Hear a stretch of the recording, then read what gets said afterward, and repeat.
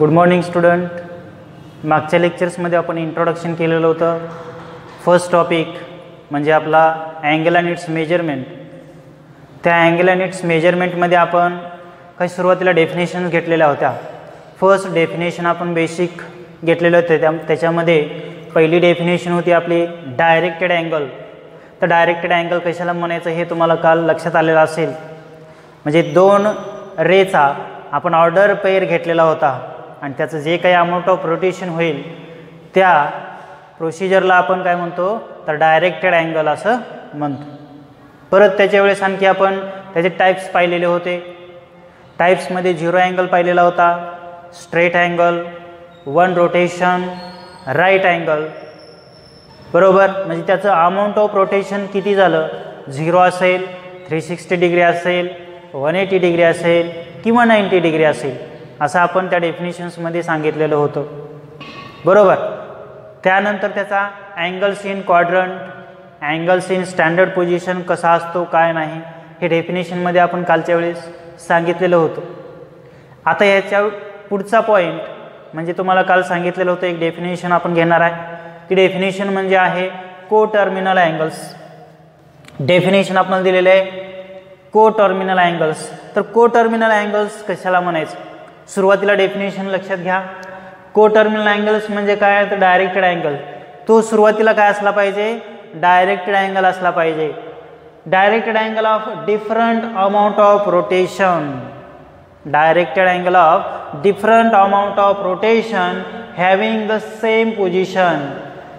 त्याची पोझिशन कशी असली पाहिजे, सेम असली पाहिजे. Of initial and terminal ray. Same position कशाची तर इनिशियल आर्मची आणि टर्मिनल आर्मची. त्याच्यामध्ये कसलाही चेंज नको आहे. तेव्हा त्याला आपण काय म्हणू शकतो, को टर्मिनल अँगल्स. आता डेफिनेशनमध्येच आपण काय सांगितलं होतं तर डायरेक्टेड अँगल. तर डायरेक्टेड अँगल म्हटलं की आपण दोन रेचं काय घेतो, ऑर्डर पेअर घेतोय. बरोबर. तसंच इथं आपल्याला दोन ऑर्डर पेअर लिहिता येतील. कसे बघा, समजा ही तुम्ही सुरुवातीला इनिशियल रे घेतली आणि ही घेतली आपण टर्मिनल रे. त्या दोन्हीचं पोझिशन आपण सेम ठेवलेलं आहे, काही बदल केलेला नाही. त्याचा एक अमाऊंट ऑफ रोटेशन आपण घेतलेला आहे 30 डिग्री. एक अमाऊंट ऑफ रोटेशन किती झालेलं आहे तर 30 डिग्री झालेला आहे. तसंच एक कंप्लीट रोटेशन घेतला आणि त्यासोबतच आपण टर्मिनल रेपर्यंत लिहिला तर ते अमाऊंट ऑफ रोटेशन झालं 390 डिग्री. म्हणजे काय, एक कंप्लीट रोटेशन आपण किती घेतो 360 डिग्री येतो आणि दुसरा अमाऊंट ऑफ रोटेशन आहे टर्मिनल रेपर्यंतचं ते किती आहे 30 डिग्री आहे. म्हणजे टोटल आपलं किती झालं 390 डिग्री. हे रोटेशन कसं घेतलं आहे, दोन्ही पण अँटी क्लॉकवाईज डायरेक्शन आहेत. कसे रोटेशन आहेत हे, अँटी क्लॉकवाईज डायरेक्शन आहेत. जर त्याचं क्लॉकवाईज रोटेशन आपण घेतलं म्हणजे वन कंप्लीट रोटेशन म्हणजे आपण 360 डिग्री घेतो आणि एवढा अमाऊंट ऑफ रोटेशन जर आपण याच्यातनं मायनस केला तर व्हॅल्यूज किती येते, तर व्हॅल्यूज येते 330 डिग्री. अमाऊंट ऑफ रोटेशन त्याचे किती येणार आहे 330 डिग्री येतं. म्हणजे काय केलं आपण, क्लॉकवाईज असेल तर जे अँटी क्लॉकवाईज डायरेक्शनमध्ये जो अमाऊंट ऑफ रोटेशन झालेला होता तो आपण फक्त काय केला मायनस केला आणि बाकीचा जो काही राहिलेला अमाऊंट ऑफ रोटेशन आहे तो आपण लिहिलेला आहे. येथे एक लक्षात, इथं इनिशियल रे आणि टर्मिनल रे आपण चेंज केलेली नाही. फक्त त्याच्यावरनं त्याचे अँगल्स कसे फाइंड आउट होतात हे आपण सांगितलेलं आहे. इथे लक्षात. तर याच्यावरनं आपल्याला काही को टर्मिनल अँगल्स आहेत किंवा नाही हे फाइंड आउट करायचं. कशावरनं, को टर्मिनल अँगल्स आहेत किंवा नाही हे फाइंड आउट करायचं. केव्हा तर डिफरंट अमाऊंट ऑफ रोटेशनला. कशाला तर डिफरंट अमाऊंट ऑफ रोटेशनला हे आपल्याला फाइंड आउट करता येतं. समजा याचा ऑर्डर पेअर जर आपण φ1 आणि φ2 घेतला, अमाऊंट ऑफ रोटेशन याचा जर काय घेतला आपण φ1 आणि φ2 घेतला तर याचं को टर्मिनल अँगल्स तुम्हाला या फॉर्म्युल्यानुसार फाइंड आउट करता येतं. काय घ्यायचं φ2 मायनस φ1. म्हणजे जोन तुम्हाला ऑर्डर पेअर दिलेले आहेत त्याच्यावरनं त्या दोन्हीचं फक्त काय घ्यायचं सबट्रॅक्शन.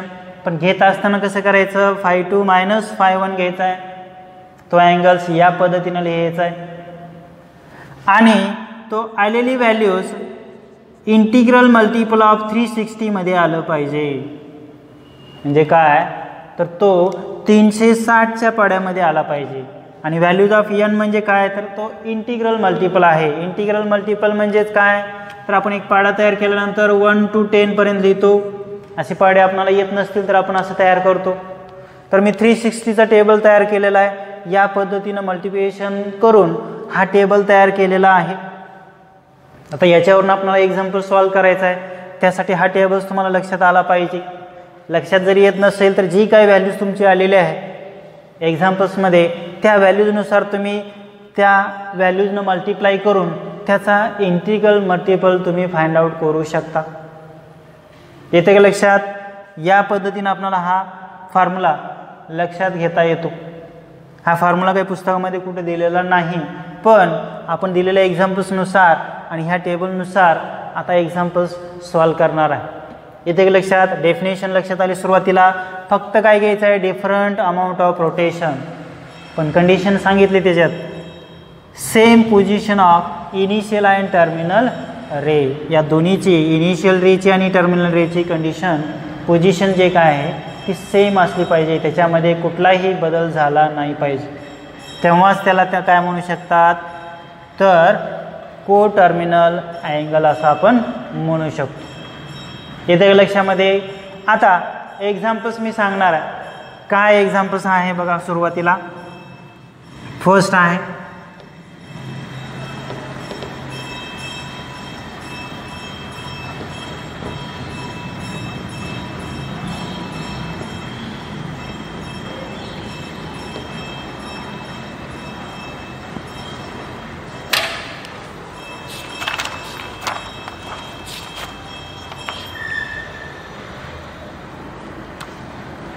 तर एक्झरसाइज आहे आपली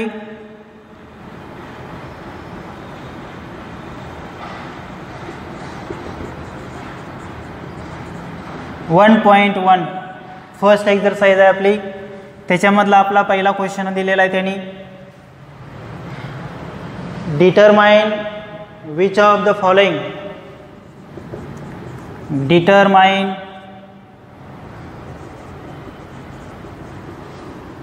which of the following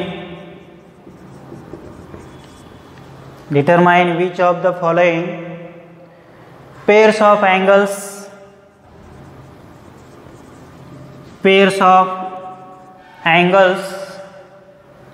are coterminal. Pairs of angles are coterminal. तर आता मी पहिला अँगल्स घेणार आहे. फर्स्ट दिलेला आपल्याला 210. पहिला आहे 210 आणि -150. तर आत्ताच तुम्हाला काय सांगितलं होतं पेअर्स ऑफ अँगल्समध्ये व्हॅल्यूज तुमची कशी असली पाहिजे कोटर्मिनल्स अँगल्स. आणि कोटर्मिनल्स अँगल्स आपण कसं फाइंड आउट करतो तर 5 -1 करायचं आहे. आणि जी येणारी जी काय व्हॅल्यूज आहे ते इंटिग्रल मल्टिपल ऑफ 360 डिग्रीमध्ये आली पाहिजे. Integral multiple of 360 degree. तर आता याची व्हॅल्यूज काय होईल? पहिली व्हॅल्यूज आहे 5.1, दुसरी व्हॅल्यूज आहे 5.2. दोन अँगल्स आहेत. यांचं काय घ्यायचं 210 मायनस आणि दुसरी व्हॅल्यूज आहे -150 डिग्री. म्हणजेच काय होतं 210 मायनस मायनस काय झालं प्लस. यांचं ॲडिशन 0 सुरुवातीला 5 + 1 6 आणि 1 + 2 इज 3. म्हणजे ही व्हॅल्यूज कशी आली इंटिग्रल मल्टिपल ऑफ 360. इथल्या इंटिग्रल मल्टिपल ऑफ 360 डिग्री. म्हणून काय लिहू शकतो आपण therefore the pairs of angles are coterminal. येते का लक्षात? फक्त ती व्हॅल्यूज कशी आली पाहिजे इंटिग्रल मल्टिपलला आली पाहिजे आणि त्याच्यानुसारच आपण काय म्हणू शकतो त्याला pairs of angles are coterminal angles. असं हे पहिलं एक्झाम्पल्स आपण सॉल्व केलेलं आहे. तसं तुम्ही दुसरे एक्झाम्पलसुद्धा सॉल्व करू शकता. बघा काय एक्झाम्पल आहे. 360 -30 डिग्री, 360, -30 डिग्री. प्रोसिजर सेम आहे. इंटिग्रल मल्टिपल आहे म्हणजे डायरेक्ट व्हॅल्यूज आहे आपली. पहिली व्हॅल्यूज आपण लिहिलेली आहे म्हणूनच त्याला काय लिहिलं, pairs of angles are coterminal angles असं आपण म्हटलेलं आहे. बरोबर. आता त्याच पद्धतीनं दुसरे एक्झाम्पल्स तुम्ही सॉल्व करा. काय प्रोसिजर सांगितलेले आपल्याला,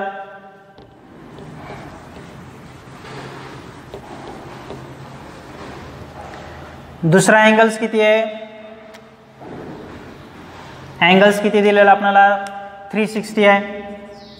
360 मायनस आणि -30 म्हणजे ही व्हॅल्यूज काय झाली, 360 मायनस प्लस झालं 30 डिग्री. ॲडिशन करा. पहिली व्हॅल्यू 0, 6 + 3 म्हणजे 9 झालं. इथं व्हॅल्यूज काय नाही म्हणजे 3 जशाच तसा ही व्हॅल्यूज येते. पण इथे इंटिग्रल मल्टिपल काय लिहिता येईल का आपणाला, 390 इथं कुठं दिलेलं आहे का आपणाला, 360च्या पाड्यामध्ये नाही. म्हणजे this is not integral multiple. This is not a integral multiple of 360 degree असं आपल्याला लिहिता येईल. And therefore the pairs of angles are not coterminal. काय लिहिता येतं, therefore the pairs of angles are not coterminal. फक्त काय करायचं आहे आपल्याला, दोन अँगल्सची वजाबाकी करायचं आहे. येणारी जी काही व्हॅल्यूज आहे ती व्हॅल्यूज आपल्या 360च्या टेबलमध्ये आली की त्या अँगल्सला आपण काय म्हणू शकतो, pairs of angles are coterminal angles. असं आपली पहिली साधी आणि सोपी एक्झरसाइज आहे. त्याच्यातलं फर्स्ट एक्झाम्पल्स आपण घेतलेलं आहे. फर्स्ट इथे लक्षात फक्त काय करायचं आहे, वजाबाकी करायचं. ठीक आहे. आणखीन एक एक्झाम्पल्स मी घेतो. नंबर 3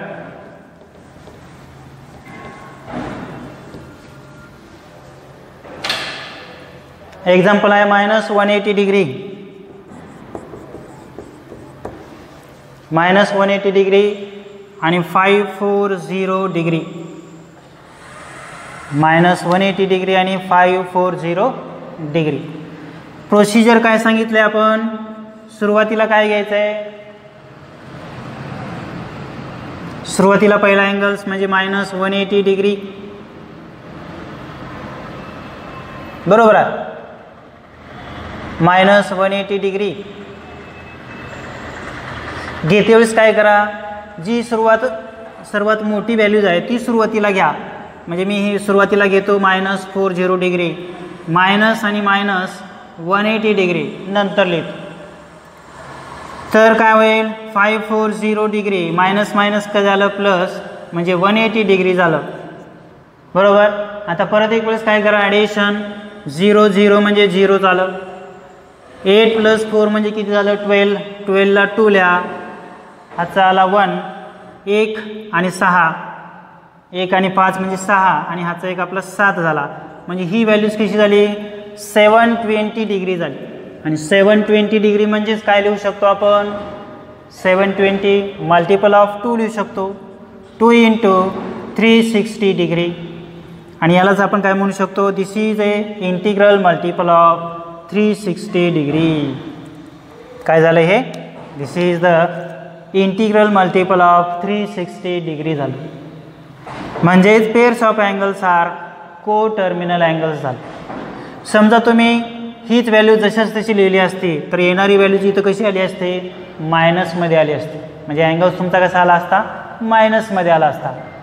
त्याऐवजी मी फक्त व्हॅल्यूज प्लस लिहिलेली आहे. कशी लिहिली, व्हॅल्यूज प्लस होण्यासाठी, अँगल्स आपला प्लस होण्यासाठी. म्हणजे आपल्याला येणाऱ्या जे काही व्हॅल्यूज आहेत ते सर्व व्हॅल्यूज कसे आहेत, आपल्या प्लस व्हॅल्यूज आहेत. म्हणून मी प्लसच्या ऐवजी या पद्धतीनं लिहिलेलं आहे. म्हणजे लिहिते वेळेस तुम्ही काय करा, सुरुवातीला मोठी व्हॅल्यू लिहा आणि परत छोटी व्हॅल्यू लिहा. म्हणजे ॲडिशन असेल, जे काही सबट्रॅक्शन असेल ते तुम्हाला व्यवस्थित करता येईल. येथे लक्षामध्ये हे झालं एक्झाम्पल्स नंबर आपलं 3. याच्या पुढचं आणखीन एक एक्झाम्पल्स, म्हणजे आणखी आपल्याला 3 एक्झाम्पल्स दिलेले आहेत या टाईपचे. किती एक्झाम्पल्स आहेत? 3 एक्झाम्पल्स. आणखी बघा -405 डिग्री. चौथं एक्झाम्पल आहे -405 डिग्री, 675 डिग्री. हे 2 अँगल्स आपल्याला दिलेले आहेत.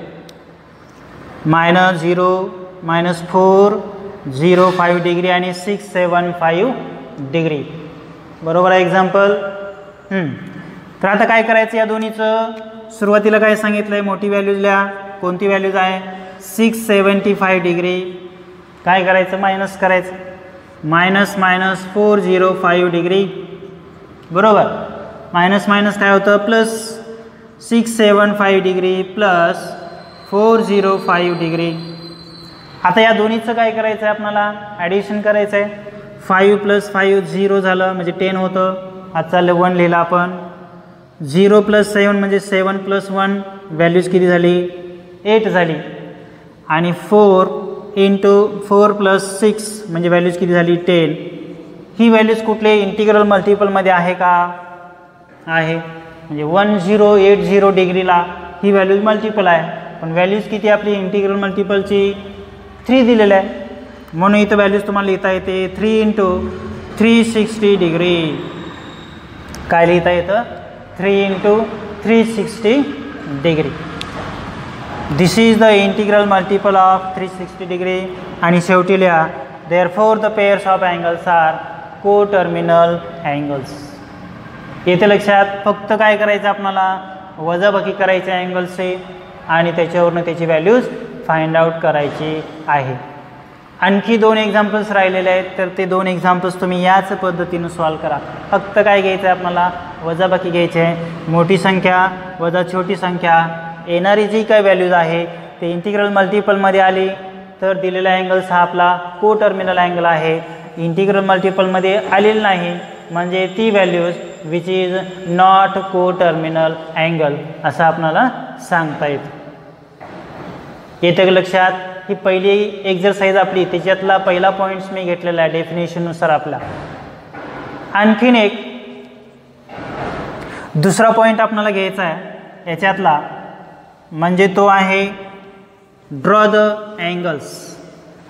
म्हणजे आपल्याला काय करायचं आहे? याच्यातले अँगल्स ड्रॉ करायचे आहेत आणि तो येणारा अँगल हा कोणत्या क्वाड्रंटमध्ये आहे हे आपल्याला सांगायचं. येणारा जो काही अँगल्स आहे तो अँगल कसं सांगायचं आहे? कोणत्या क्वाड्रंटमध्ये आहे हे आपल्याला सांगायचं. बघा क्वेश्चन काय? बी क्वेश्चन त्याच्यातला दिलेला आहे. Draw the angles of the following. Question बघा. Draw the angles of the following. Draw the angles of the following measures and determine their quadrants. And determine their quadrants. Quadrants म्हणजे काय? आपण तो दिलेला अँगल्स फर्स्ट क्वाड्रंट आहे का, second आहे का, थर्ड आहे का, फोर्थ आहे हे आपल्याला सांगता येतं. पहिला अँगल्स आपण 0 लिहू शकतो. इथं 90 डिग्री आहे. इथं म्हणजे आपण 180 डिग्री लिहू शकतो. इथं 270 डिग्री आणि परत एक वेळेस एक रोटेशन झालं म्हणजे तो 360 डिग्रीमध्ये आला. बरोबर. एक कंप्लीट रोटेशन झालं म्हणजे तो कुठं आला? परत एक वेळेस 360 डिग्रीला आला. ठीक आहे. आता दिलेला अँगल्स आपण ड्रॉ करणार आहे. काय करायचं? अँगल्स ड्रॉ करायचं. हे तुम्ही अगोदरच पाहिलेलं 10वीपर्यंत अँगल कसा ड्रॉ करायचा. फक्त ड्रॉ केल्यानंतर आपल्याला इथं सांगायचं आहे तर तो कोणत्या क्वाड्रंटमध्ये येणार आहे. कसा? तो कोणत्या क्वाड्रंटमध्ये येणार आहे हे आपल्याला सांगायचं आहे.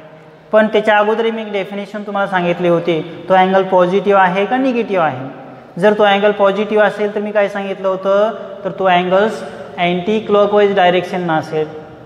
अँटी क्लॉकवाईज डायरेक्शन असेल आणि तो अँगल्स निगेटिव्ह असेल तर तो क्लॉकवाईज डायरेक्शन असतो. तर आता आपण एक एक्झाम्पल्स सुरुवातीला घेऊ आणि त्याच्यावरनं तो अँगल्स आपण ड्रॉ करून पाहायचा. बघा, पहिला अँगल्स आपल्याला दिलेला आहे. फर्स्ट अँगल आहे -140 डिग्री. त्याच्यातलाच एक सेकंड पण दिलेला आहे, 2 घेणार आहे मी. 250 डिग्री. 250 डिग्री. जर समजा मी एक्स ॲक्सिस आणि वाय ॲक्सिस काढलं, एक्स ॲक्सिस आणि वाय ॲक्सिस. आता मला पहिला अँगल सांगायचा आहे किती, 140 डिग्री. कसा सांगायचा आहे तो, 140 डिग्री. पण तो कसा दिलेला आहे आपल्याला, मायनस दिलेला आहे. मायनस म्हणजे कसं घ्यायचं आहे, क्लॉकवाईज घ्यायचं, अँटी क्लॉकवाईज घ्यायचं आहे का क्लॉकवाईज घ्यायचं आहे. मायनस म्हटलं की आपण काय सांगितलं, तर तो क्लॉकवाईज घेतला पाहिजे. पण क्लॉकवाईज म्हटल्यानंतर तो परत एक वेळेस आपल्याला कसा ठेवता येईल, या पद्धतीनं ठेवता येईल, क्लॉकवाईज डायरेक्शनला. बरोबर. मग आता इथून 0 पासून आपल्याला अँगल्स कोणता दिलेला आहे, 140 डिग्री दिलेला आहे. 140 कुठंपर्यंत आहे बघा, इथं दिलेलं आहे. बरोबर. म्हणजे तुम्हाला कोनमापक कसा पकडायचा हे लक्षात आलं पाहिजे. मायनस दिलेला आहे म्हणजे या पद्धतीनंच घ्या. तो कसा होईल, क्लॉकवाईज डायरेक्शन होईल. अँटी क्लॉकवाईज म्हटलं की या पद्धतीनं धरायचं, हे लक्षात घ्या. आता याच्यानंतर आपण काय करतो, तो अँगल्स आणि हा पॉईंट आपण जोडून घेतो. बरोबर. म्हणजे हा आलेला अँगल्स कोणत्या क्वाड्रंटमध्ये आला रे, दिस इज द थर्ड क्वाड्रंट. म्हणजे हा अँगल आपण डायरेक्शन लिहू शकतो -140 डिग्री. बरोबर आहे, -140 डिग्री. जर मी आता आणखीन एक व्हॅल्यू लिहिणार आहे, 360मधनं मी मायनस केलं किती, तर 140. 360मधनं जर मी मायनस केलं 140 तर काय होतं, सबट्रॅक्शन करा, 0 आलं, 6 - 4 म्हणजे 2 आलं आणि 3 - 1 म्हणजे 2 आलं. बरोबर आहे.